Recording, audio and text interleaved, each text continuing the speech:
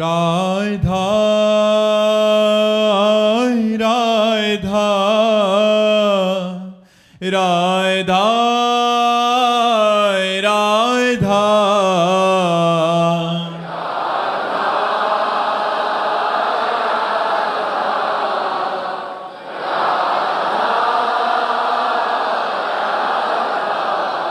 हाय राधा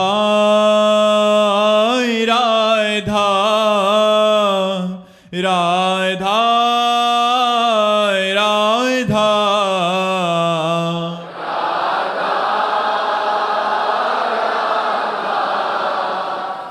राधा राधा श्री राधा वल्लभ लाल की समस्त संत हरि भक्तन की श्री वृंदावन धाम की सतगुरुदेव भगवान की। पलक झंबर जी फरीदाबाद से। राधे राधे महाराज जी। महाराज जी, जब बार बार दूसरों को देखकर लगे कि हम पीछे रह रहे हैं और चाहकर भी तुलना करना बंद ना हो तो अपना मार्ग में कैसे और सुदृढ़ करें? तो आगे आप क्या देखते हैं? मोटरसाइकिल, गाड़ी, पद, प्रतिष्ठा, रुपया, पैसा, क्या देखते हैं आप? आगे तो सांसारिक वस्तुएं ही देख रहे हैं महाराज जी। तो ये कोई देखना हुआ है तो नाशवान बात है। देखना तो ये है कि आगे हमसे निकला जा रहा अध्यात्म में, भजन में, तब तो बात वो नहीं है। तो सब बेकार की चीजें हैं। अभी मर जाओगे तो तुम्हारे साथ क्या जाएगा? तुम्हारी गाड़ी, तुम्हारा रुपया, बैंक बैलेंस, मित्र, पति, पुत्र, परिवार सब यहीं रह जाएगा। ये देखना कोई अच्छा देखना नहीं है और इसकी पूर्ति तो कभी हो ही नहीं सकती। आगे वाले को देखना, सामने वाले को देख करके जीना, ये तो जलन का जीवन है। एक लड़के ने अपने पिताजी से कहा, बड़े धनी मानी थे, स्कूल पैदल जाता था। तो एक दिन देखा एक लड़का साइकिल से निकला। ये तो बढ़िया यार, पैदल से तो बहुत अच्छी चीज है। सामने वाले को साइकिल में जाते देखा। उसने कहा, पिताजी हमको एक साइकिल ले दो। चलो बेटा है, ले दिया। अब कुछ दिन साइकिल से चला तो बगल से एक स्कूटी से निकल गया। यार इसमें तो पैर भी नहीं चला ले, केवल हाथ का ही सहारा दे रहा है। बोले पापा कल से स्कूल हम नहीं जाएंगे। बोले क्यों? बोले मुझे स्कूटी चाहिए, मोटरसाइकिल चाहिए। धनी मानी थे, मोटरसाइकिल दे दी। कुछ दिन मोटरसाइकिल से चले तो पानी गिर रहा था, हवा चल रही थी, भींज रहा था। देखा कि कार में शीशा बंद, आराम से बैठा आदमी बगल से निकल गया। यार क्या चीज है, मकान में जैसे बैठे।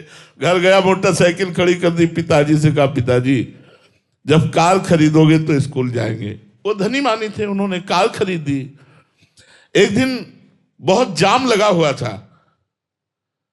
जाम में देखा कि निकलने का कोई चांस नहीं है और ऊपर से देखा हेलीकॉप्टर सर से निकल गया।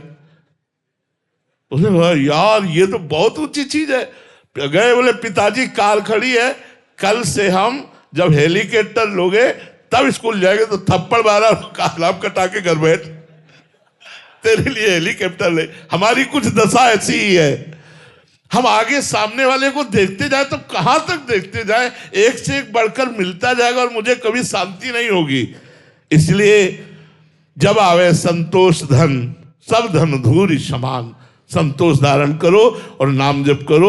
भगवान ने बहुत अच्छा किया है, आपको स्वस्थ बनाया। आप देख सकते हैं, आप बोल सकते हैं। जरा उन प्राणियों को देखो जो देख ही नहीं सकते, जो बोल ही नहीं सकते, जो सुन ही नहीं सकते।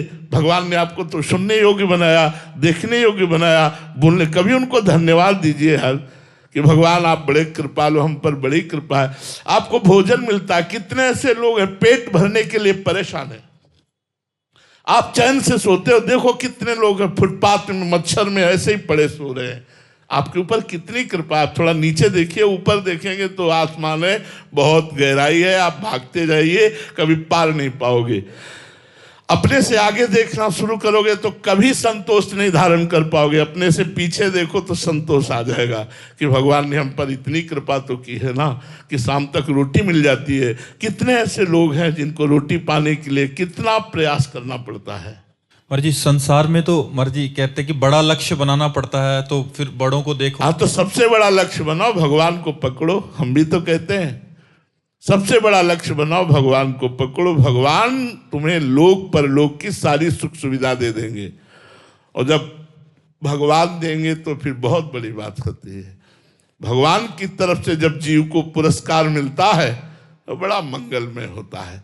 इसीलिए हम प्रार्थना करते हैं सबसे, इस लोक और परलोक में आनंद प्राप्त करने के लिए कलयुग में केवल नाम की साधना ही सर्वश्रेष्ठ है, जो भगवत प्राप्ति कराने में सहज है। ना इसमें ध्यान परिपक्व हो सकता है, ना इसमें यज्ञ परिपक्व हो सकती है, ना इसमें पूजा परिपक्व हो सकती है। कृतयुगे ध्यायते विष्णुम, त्रेतायाम यजते मखई, द्वापरे परिचर्यायाम कलौ तद्धरि कीर्तनाते, भगवान व्यासदेव जी ने कहा है। हरे नाम हरे नाम केवलम कलौ नास्तेव नास्तेव नास्तेव गति अन्यथा। इसलिए खूब नाम जप करो और मंगल में भगवान की शरण में रहो।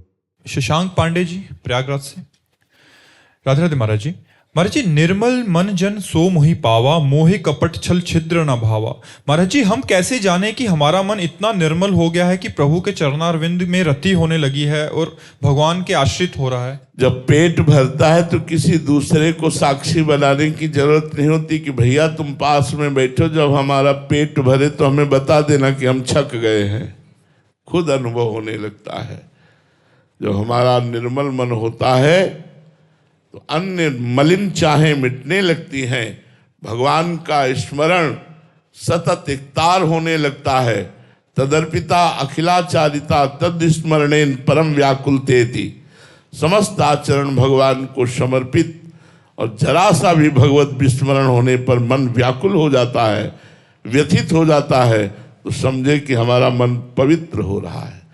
जब तक मलिन वासनाएं हैं, जब तक शरीर और इंद्रियों से भोग भोगने वाले इन क्रियाओं में सुख का अनुभव हो रहा है, तब तक मन मलिन है। जब इन भोगों से विरति हो जाए, भोगों से अरुचि हो जाए, नाम जप में प्रीति हो जाए, संतों के पावन चरित्र, संतों के पावन संग में प्रीति हो जाए, तो समझना चाहिए हमारा मन निर्मल हो रहा है।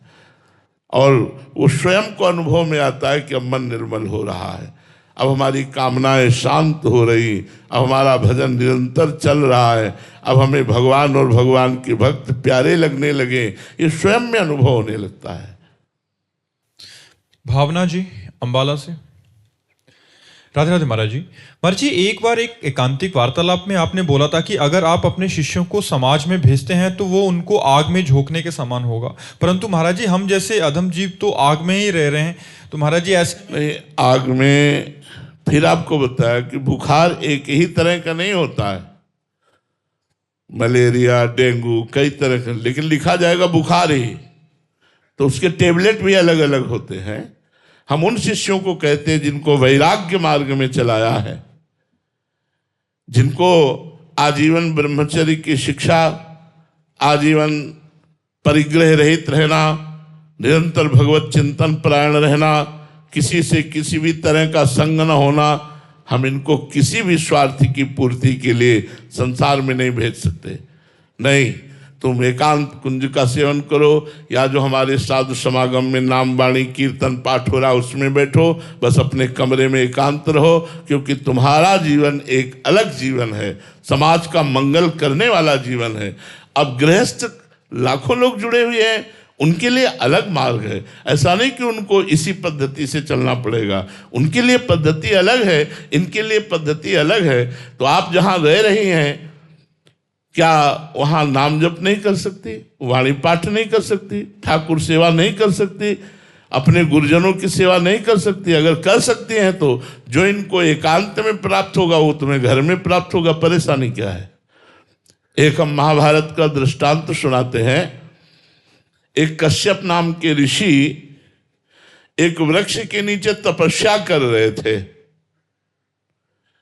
तो एक बगुली ने ऊपर से वीट कर दिया, तो उनके माथे पे गिरा के, तो गुस्सा होके ऐसे देखा तो बगुली गिरी और भस्म हो गई।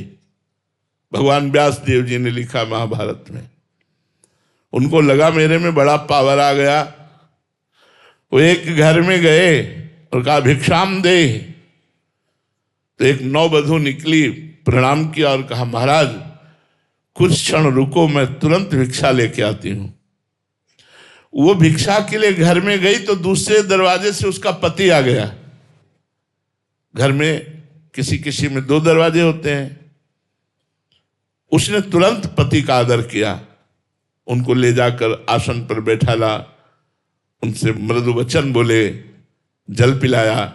जब वो स्वस्थ होकर बैठ गए तो पतिव्रता थी, उसने कहा भगवान आपके घर के दरवाजे में भिक्षुक खड़ा है, क्या उसको भिक्षा दे दें? उनका अवश्य अवश्य, पहले जाओ उनको भिक्षा दो। तो इतने में कुछ विलंब हो गया। वो गए तो कहा इतना लेट कैसे हो गई? तो कहा महाराज मेरे पति देव आए हुए थे। तो तुम जानती नहीं मैं कौन हूं? ज्यादा बोलने लगे कश्यप ऋषि। ये लिखित महाभारत की कथा है। उसने कहा महाराज मैं अपने पातिव्रत धर्म के प्रताप से मैं देख रही हूं कि तुम्हारा अंधा और बूढ़ा बाप किस तरह से क्लेश को प्राप्त हो रहा है और तू यहां तपस्या का नाटक कर रहा है। तूने क्या वृक्ष की बगुली समझ लिया कि तुम देखोगे और भस्म हो जाओगे? यह घटना किसी ने जाना ही नहीं था। अब तो उनके होश उड़ गए कि यह बात कैसे जान रही है एक नौवधू गृहस्थी में रहने वाली। तो उन्होंने हाथ जोड़ा और कहा देवी ये बगुली के भस्म होने वाली बात आप कैसे जान गई? बोले मैं त्रिकालज्ञ हूं, भूत भविष्य वर्तमान तीनों मेरे सामने। क्यों? मैं अपने पति को भगवान मानती हूं और 8वें पहर पति की आज्ञा में रहती हूं और पातिव्रत धर्म के प्रभाव से मैं तीनों कालों को जानती हूं। अभी तुम बच्चे हो, जाओ अगर सच्चा ज्ञान प्राप्त करना है तो कसाई के पास जाओ और वो मांस बेचते हैं, वो जब मांस बेचकर फुर्सत पावे तब उनसे बात करना।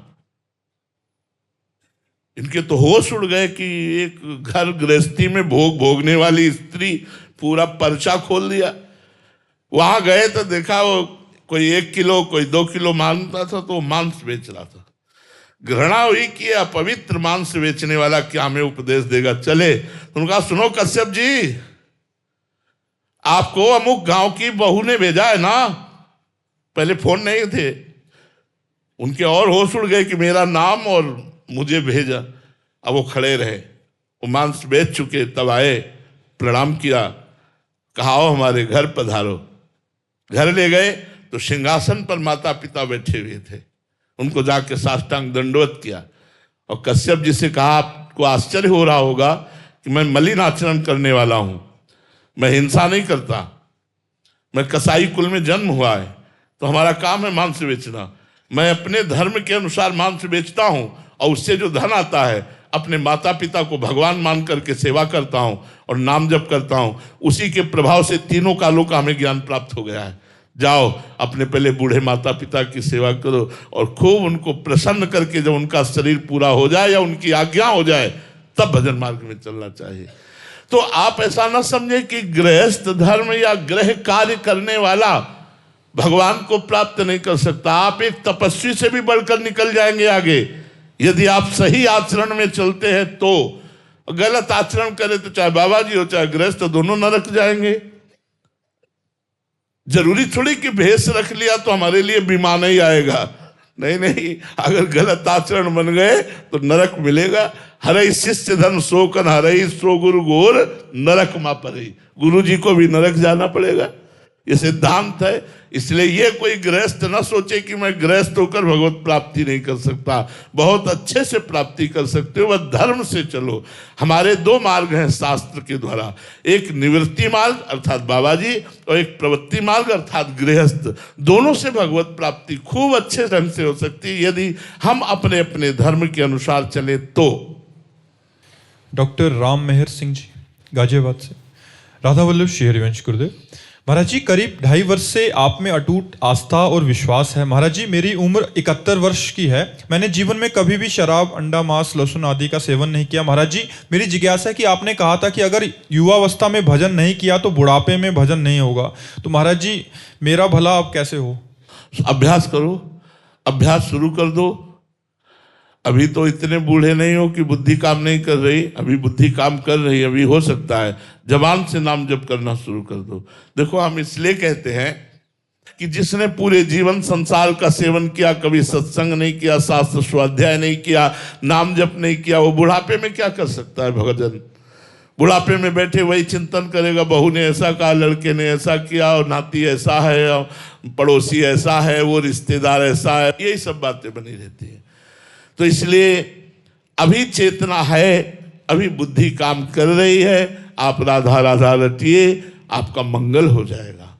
अगर नाम जब शुरू हो गया तो पक्का मंगल हो जाएगा। अजामिल ने अपने पुत्र के बहाने से नारायण बुलाया तो उसका मंगल हो गया, और हम जानबूझकर नारायण नारायण जपेंगे तो हमारा मंगल नहीं हो जाएगा, पक्का मंगल हो जाएगा। खूब नाम जपने का अभ्यास कीजिए।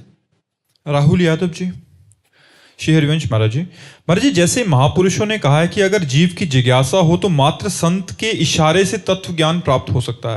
महाराज जी, हम जैसे अधम इस इशारे को कैसे समझें? वो इशारा क्या है? भैया, जब तक हृदय पवित्र नहीं होता तब तक ये इशारे विसारे कुछ काम नहीं करते। जनक जी से अष्टावक्र जी ने कहा था, मैं तुम्हें ब्रह्म ज्ञान प्राप्त करा दूंगा, घोड़े की रकाब पर पैर रखकर घोड़े पर बैठने में जितना समय लगता है, मतलब रकाब पे पैर रखा, घोड़े पे बैठ गए, कितना लगा, इतने में तुम्हें ब्रह्म बोध करा दूंगा। क्यों? तैयार भूमि है, विदेह राज है, तैयार भूमि है, ब्रह्म बोध कराने में देर थोड़ी। अब अपने लोग ब्रह्म बोध शरीर अभिमान में पुष्ट हैं, भोगों के सुख में निमग्न हैं। अरे ब्रह्मबोध को ऐसे खीर समझ लिया, क्या खा लेंगे? यद्यपि मृषा छूटति कठिनई, जड़ चेतन ही ग्रंथि पड़ गई, यद्यपि मृषा छूटति कठिनई। यद्यपि हम असंग हैं, हम जीवन मुक्त हैं, हमें ना कभी कोई बांध सका है, ना हम बंधेंगे, ना हमें कोई मार सका है, ना हम मरेंगे। नैनम छिन्दन्ति शस्त्राणि नैनम दहति पावकः, न चैनम क्लेदयन्त्यापो न शोष्यति मारुतः। अशोच्य, अछेद्य, अक्लेद्य, ऐसे हम हैं। लेकिन हम कहाँ हैं? इस पंचभूत के देह में अपने राग को पुष्ट कर लिया। अब तो मैं पुरुष हूं, मैं स्त्री हूं, अब मुझे भोग चाहिए, अब मान चाहिए, रुपया चाहिए, बस फिसल गए। अब कहाँ प्राप्त होने वाला है वो? अगर कभी भगवान संत समागम भी देते हैं तो हमारे अंदर आता है, संत अगर सिद्ध हो तो हमारी कामना की पूर्ति हो जाए, हम जो चाहते हैं वो पूर्ण हो जाए। लेकिन ये नहीं चाहेंगे कि हमारी चाहतों का नाश करके भगवान का प्रेम प्रदान करें। हम यही संतों से भी चाहेंगे कि हमारी कामनाओं की पूर्ति हो। इसलिए ब्रह्म ज्ञान तो बहुत कठिन है। ज्ञान के पंथ कृपाण के धारा, परत खगेश लगे नहीं पारा। देर नहीं लगती गिरने में, इसलिए नाम जप करो, भगवान की शरण में रहो, वो ज्ञान करा देंगे, वो ब्रह्मबोध भी करा देंगे।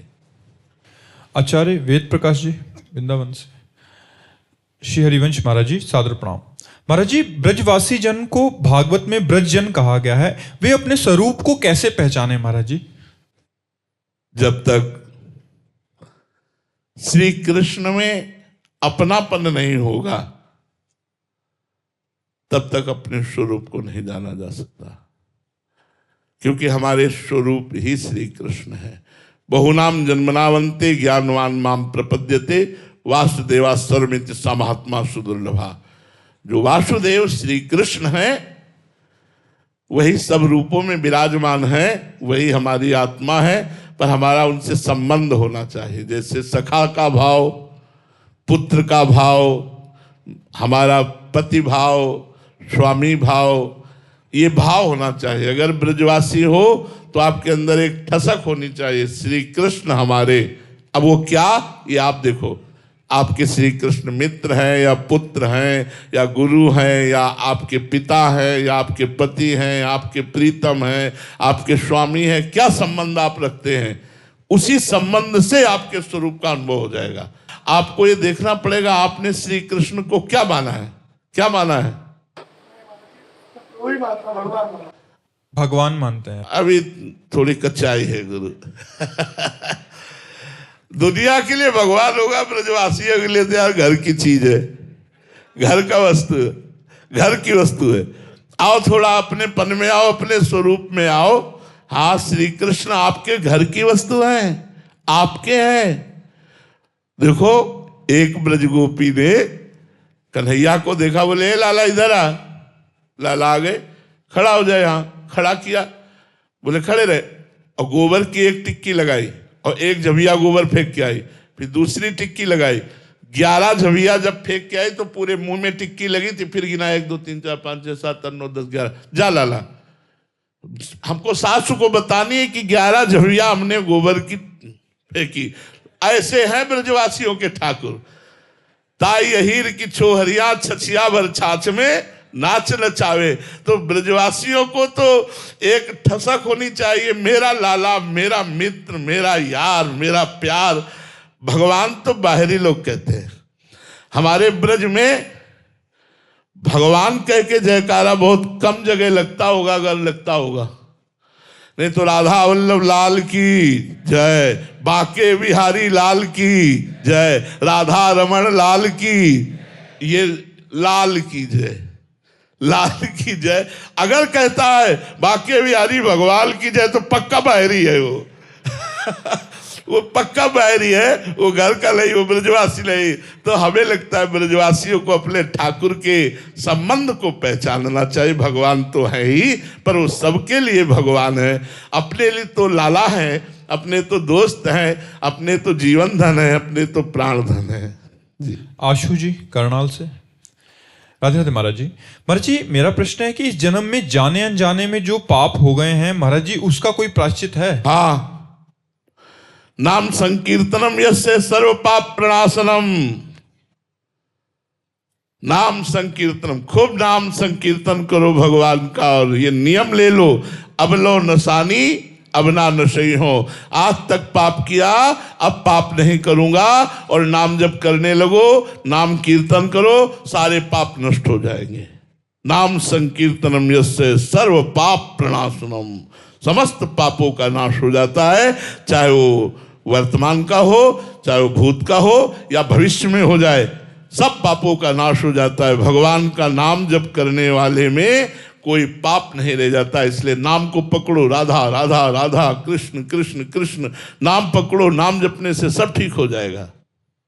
अनीता शर्मा जी अंबाला से, राधे राधे महाराज जी, आपके चरणों में कोटि कोटि प्रणाम। महाराज जी क्या भोग और मोक्ष एक साथ संभव है? महाराज जी कई संतों और महापुरुषों ने भगवत प्राप्ति के लिए घर गृहस्थी धन वैभव ऐश्वर्य का त्याग किया है, जैसे मीरा भाई जी, राजा भरत जी, गौतम बुद्ध जी जैसे कई महापुरुष जन। तो महाराज जी संतों का चरित्र सुनने पर आता है कि उन्होंने वैराग्य अपनाकर भगवान को पाया। तो क्या हम जैसे अधम प्राणी जो घर गृहस्थी निभाते हुए, अपने घर परिवार के प्रति जिम्मेदारी निभाते हुए मोक्ष की प्राप्ति कर सकते हैं? एक ही दवा सबके लिए नहीं है, इसीलिए एक ही मार्ग नहीं बताया गया शास्त्रों में, बहुत से मार्ग, बहुत से उपाय बताए गए हैं। हर स्थिति के प्राणी को भगवत प्राप्ति हो सकती है, घोर विषयी को भी भगवत प्राप्ति हो सकती है, घोर पापात्मा को भी भगवत प्राप्ति हो सकती है। अपिचेत सुदुराचारो भजते माम अनन्य भाग, साधुरेव समन्तव्या सम्यक व्यवसिता ऐसा। क्या चक्रवर्ती सम्राट अम्बरीश जी जैसा कोई महाभागवत हो सकता है? क्या विदेह राज जनक जैसा कोई ज्ञानी हो सकता है? और ये राजकाज देख रहे हैं, ये राजकाज त्याग कर सन्यासी तो नहीं हुए ना, ये अपने राजकाज को संभालते हुए निरंतर भगवत चिंतन परायण है। वो अपने राजकाज को संभालते हुए अपने स्वरूप में स्थित है। तो जो गृहस्थ धर्म में है, विविध प्रकार के भोग सामग्रियों के बीच में है, उसे संत सेवा, अतिथि सेवा, गुरुजनों की सेवा और सतधर्म के द्वारा कमाए हुए धन से अपने परिवार और समाज की सेवा और नाम जप अगर ये करे तो निश्चित भगवत प्राप्ति हो जाएगी, इसमें कोई संशय नहीं है। हाँ, पापाचरण से धन कमाओगे और मनमानी विषयों का भोग भोगोगे तो दुर्गति प्राप्त होगी, सदगति थोड़ी होगी। जो भी आपको नौकरी मिली है, जो भी आपको व्यापार है, किसानी है, जो भी आप करते हैं धर्म पूर्वक कीजिए। उससे कमाए हुए धन से शास्त्र सम्मत कामनाओं की पूर्ति कीजिए और भगवान नाम जप कीजिए। अतिथि सेवा, संत सेवा, समाज सेवा, आप देखिए आपको भगवत प्राप्ति होती है कि नहीं, निश्चित हो जाएगी। राग त्यागना है, भोगों का राग त्यागना है, वो दूसरों की सेवा में लगाने से बहुत जल्दी राग छूट जाता है। अगर हम सन्यासी भी हो गए और हमें अपनी कुटिया में राग है, अपने शरीर में राग है, अपने कमंडल में राग है, तो हम फंस गए ना। राजपाट का त्याग करके महाराज भरत जी गंडकी नदी का सेवन करते हुए भगवान के चिंतन में लगने की चेष्टा कर रहे हैं, और एक हिरण में राग हो गया तो महाराज अगला जन्म उनका हिरण का हुआ। राग त्याग करना, चाहे आप अपने घर में रहकर त्याग कर सकें, जिन महापुरुषों के हृदय में भोगों से विरति हो जाती है, परिवार के संबंध, नाना प्रकार के रिश्ते नाते, इनसे विरति हो जाती है, वो संन्यास लेकर भगवत मार्ग में भगवत प्राप्ति करते हैं। आप गृहस्थ में हैं तो धन संग्रह कीजिए, नाना प्रकार की भोग सामग्री संग्रह कीजिए, उसको गुरुजनों की सेवा में, संत जनों की सेवा में, समाज की सेवा में, सास ससुर की सेवा में लगाइए और नाम जप कीजिए। देखिए आपका कल्याण होता है कि नहीं होता, पक्का हो जाएगा। कशिश गुलाटी जी करनाल से, राधे राधे गुरु जी। गुरुदेव, भगवान श्री कृष्ण ने उद्धव जी को ज्ञान, वैराग्य और ध्यान की महत्वता सिखाई, किंतु गोपियों के पास भेजते समय कहा तुम्हारा ज्ञान वहां काम नहीं करेगा। महाराज जी, प्रश्न है कि क्या ज्ञान, तत्व और एकांतिक प्रेम परस्पर विरोधी हैं? नहीं, नहीं, विरोधी नहीं है, लेकिन ज्ञान के ऊपर का क्लास है प्रेम। कक्षा 5 वाला कक्षा 8 वाले को समझाने के लिए जाए तो उसे क्या कहा जाएगा कि तुम्हारी पढ़ाई वहां काम नहीं करेगी। क्यों? तुमसे अगला क्लास है वो। प्रेम, चाहे आत्म प्रेम हो, चाहे कृष्ण प्रेम हो, ये आखिरी क्लास है। आत्मज्ञान हो गया लेकिन आत्म प्रेमी नहीं तो कोई खास बात नहीं है। आत्मज्ञानी तो सैकड़ों मिल जाएंगे, लेकिन आत्म प्रेमी, बोधवान पुरुष बहुत मुश्किल से। ऐसे ही भक्ति की व्याख्या करना, भक्ति के आचरण करना बहुत मिल जाएंगे, लेकिन मुरारी पादार्पित चित्त वृत्ति, एक एक वृत्ति श्री कृष्ण को अर्पित, प्राण श्री कृष्ण को अर्पित। ही में ना जान परे कान है कि प्राण है, प्राण भय कान में, कान भय प्राण में, ही में ना जान परे कान है कि प्राण है। ऐसी स्थिति तो उद्धव जी की नहीं है। श्री कृष्ण के पास रहते हुए भी श्री कृष्ण के प्रेम में एक बूंद आंसू उद्धव के कभी नहीं आए, लेकिन जब गोपियों की चरण धूलि में लौटे तो वृंदावन का प्रेम उनके ऊपर जब चढ़ा तब उनको लगा ठग लिया श्री कृष्ण ने। अभी तक इस प्रेम का तो मुझे परिचय ही नहीं था, तभी उन्होंने कहा वंदे नंद ब्रज स्त्रीणाम पादरेणुम भीक्षसा। इन वृंदावन वासी गोपियों की चरण रज की मैं वंदना करता हूं। मुझे कोई घास लता औषधि बना दी जाए इस वृंदावन ब्रज में, जिससे इन ब्रजवासियों की चरण धूलि हमारे ऊपर पड़े और हमको भगवत प्रेम प्राप्त हो। भगवत प्रेम के आगे कोई ज्ञान वैराग्य नहीं। भगवत प्रेम सर्वोपरि है। ज्ञान वैराग्य उसके साधन हो सकते हैं, साध्य तो भगवत प्रेम है। वही आत्मरति है, वही कृष्ण रति है। आत्मावान पुरुष भगवान को अपने आत्मस्वरूप में देखकर अपार आनंद में डूबता है, अखंडानंद में, और भक्त उन्हीं को सामने देखकर अपना विस्मरण करके प्रेमानंद में डूब जाता है। तो दोनों चरम अवस्था के प्रेमी है, एक आत्म प्रेमी है, एक कृष्ण प्रेमी है। लेकिन प्रेम अत्यंत अनिवार्य है। अगर प्रेम नहीं तो आत्मज्ञान व्यर्थ हो गया। प्रेम नहीं तो आत्मज्ञान का कोई महत्व नहीं। भगवत प्रेम नहीं सो सब भक्ति के कार्य शुभ कर्म के स्वरूप में हो गए, लेकिन लाभ तो नहीं मिला ना। इसीलिए गोस्वामी जी कहते हैं जोग कुजोग ज्ञान अज्ञानू जहाँ नहीं राम प्रेम प्रधानु, सो सब धर्म कर्म जर जाओ जहाँ न राम पद पंकज भाऊ। भगवान के चरणों में यदि भाव नहीं, प्रेम नहीं, वो जो ज्ञान किस काम का। सनकादि से बढ़कर कोई ज्ञानी नहीं, हर समय हरिश शरणम जपते रहते हैं। तो उद्धव जी को तब पता चला कि ज्ञान का सच्चा अर्थ है प्रेम। कबीरदास जी ने कहा है पोथी पढ़ी पढ़ी जग मुआ पंडित भया न कोय, ढाई आखर प्रेम के पढ़े सो पंडित होए। जो प्रेम को प्राप्त कर लिया वही पंडित, वही ज्ञानी है, वही सबसे बड़ा महात्मा है जो प्रेम को प्राप्त कर लिया। तो उद्धव जी का ज्ञान इन प्रेमी गोपियों के आगे नहीं चला। उन्होंने नतमस्तक होकर प्रेम को स्वीकार किया। भारती साहू जी, राधे राधे महाराज जी। गुरुदेव, नाम जप में ऐसा कौन सा रहस्य है जिससे अचानक ही जीवन में परिवर्तन होने लगता है और प्रारब्ध भोगना सहज सा हो जाता है? बहुत बड़ी वस्तु है नाम जप। ब्रह्म राम ते नाम बड़ बरदायक वरदान, रामचरित सत कोटि में लिए महेश जिए जानी। सैकड़ों करोड़ों रामचरित मानस का अवगाहन करके भगवान शंकर ने ये निकाला कि भगवान से भी बढ़कर भगवान का नाम प्रभावशाली है, भगवान से भी बढ़कर भगवान के नाम की महिमा। ब्रह्म राम ते नाम बड़ वरदायक वरदानी, वर देने वालों को भी वर देने की सामर्थ्य नाम जापक में आ जाती है। वो भगवान को भी आशीर्वाद देता है, गुरु को भी आशीर्वाद देता है नाम जापक। इसलिए नाम में सब सामर्थ्य विराजमान है। जितना चाहो उतना माला माल हो जाओ, बस नाम जप करना शुरू कर दो। मन लगे ना लगे, श्रद्धा बने ना बने, भाव बने ना बने, आप नाम जप करें, फिर आप देखें परिणाम आपका मंगल होता है कि नहीं। यही पर लोग सकल सुख पावत मेरी, सो भैया कृष्ण गुण संचु। इस लोक में भी और परलोक में समस्त सुख आपको प्राप्त हो जाएंगे यदि भगवान का नाम जप करोगे। नाम में अपार सामर्थ्य है। नाम की महिमा कहाँ लगी? नाम बढ़ाई राम न सके नाम गुण गाई। कहाँ वर्णन कर सकता है कोई जीव? स्वयं ब्रह्म भी नाम की महिमा का वर्णन नहीं कर सकते।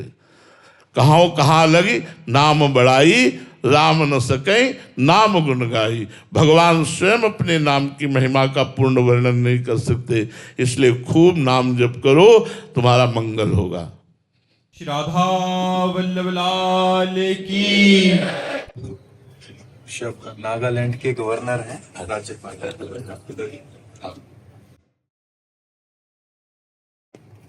ठीक है, आप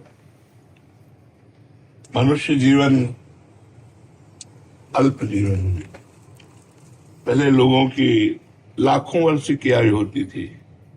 वो 10,000 वर्ष तपस्या करते, फिर गृहस्थ में जाते, फिर संन्यास लेते, फिर अपनी तो बहुत 100 वर्ष, इसके आगे मुश्किल है।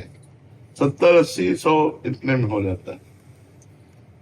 पूर्व जन्म के पुण्यों के प्रताप से, शुभ कर्मों के परिणाम से मानव देह मिला और हमारे भारत सरकार की उत्तम सेवा मिली।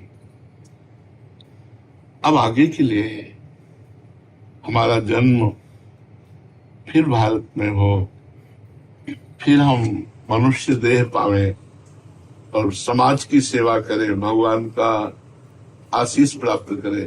इसलिए नाम जप अत्यंत अनिवार्य है।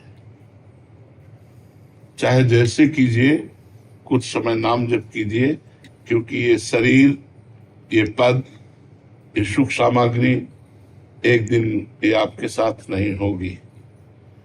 जब ये नहीं होगी तब आपके साथ क्या होगा? जो आपका किया हुआ शुभ और अशुभ कर्म है वो केवल आपके साथ होगा। संत समागम का फल है संत संग अपवर्ग कर। अपवर्ग माने मोक्ष, कामी भव कर पंथ। यदि संतों के पास जाने से हमारी भगवान में रुचि न हो तो इसका मतलब या तो संत संग नहीं हुआ और या फिर हम बड़ी अश्रद्धा से युक्त हैं। नहीं तो संत समागम का फल है कि हमारा जो या तो अगला जन्म ही ना हो, और हो तो जिस स्थिति पर आज आप हैं इससे नीचे जीना आप नहीं चाहेंगे। तो भगवान हम पर कृपा करें, हमें पुनः ऐसा अवसर दें कि हम और भी बढ़कर के अपने राष्ट्र की सेवा कर सकें। इसलिए कुछ समय नाम जप में जरूर लगाइए, चाहे वो 24 घंटे में 24 मिनट ही क्यों न हो, एकांत में नाम जप में जरूर लगाइए। और जहां तक हो सके जो आपको सेवा मिली है उसका पूर्ण ज्ञान आपको है ही है, हमारे समाज की सम्यक सेवा कीजिए। ये सेवा भगवान की ही सेवा है। सब रूपों में भगवान ही है, ये सृष्टि भगवान की है। यदि हम धर्म पूर्वक भगवान की सेवा करें और नाम जप करें तो हमारा अगला जो होगा वो बहुत उन्नतिशील होगा। बस यही प्रार्थना से कर लीजिए।